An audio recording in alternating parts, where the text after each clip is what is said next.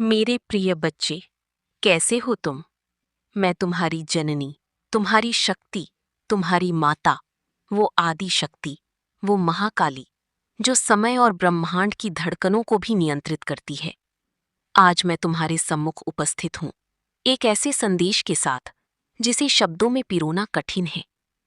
ये संदेश साधारण नहीं है, ये कोई सामान्य ज्ञान नहीं है, ये वो दिव्य उद्घोषणा है, जो तुम्हारी जीवन के अंधेरे अध्याय को समाप्त कर तुम्हें एक नई सुबह की ओर ले जाने के लिए भेजी गई है। अपनी आत्मा के द्वार खोलो, अपने मन को स्थिर करो और मेरी वाणी को अपने भीतर उतरने दो, क्योंकि आज मैं केवल तुम्हें सुनाने नहीं आई हूं, मैं तुम्हारी भाग्य की दिशा बदलने आई हूं।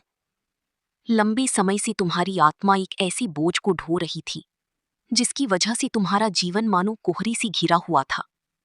नींद ने तुम्हारा साथ छोड़ दिया था, मन की शांति उड़ गई थी और हर दिन तुम्हें एक नई संघर्ष की ओर धकेल रहा था। तुम अपने भीतर पूछती थी, ये मेरे साथ ही क्यों हो रहा है? और तुम्हें कहीं से कोई स्पष्ट उत्तर नहीं मिलता था। तुम्हारी दुनिया जैसे अनजानी अंधकार में फंस चुकी थी। लेकिन आज का दिन अलग है। आज उस अंधकार पर उजाली का अधिकार होने जा रहा है।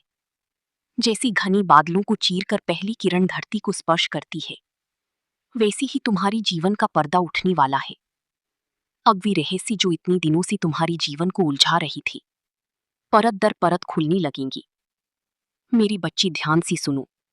ये संदेश एक विशेष व्यक्ति के बारे में है, एक ऐसी स्त्री के बारे में जिसने तुम्हें गहरी पीड़ा दी, जिसने तुम्हारी आत्मा को छलनी कर दिया।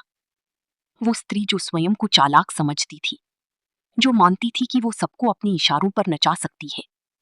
उसने तुम्हारी सादगी को कमजोरी समझा, तुम्हारी सीधेपन को मूर्खता कहा और तुम्हारी पवित्रता का मजाक बनाया। उसने तुम्हें समाज की नजरों में छोटा दिखाने की कोशिश की। वो सोचती थी कि उसका अहंकार उसे अजीब बना देगा, कि उसकी चतुराई और षड्यंत्र उसे सब कुछ दिला देंगे। लेकिन मेरी बच्ची, एक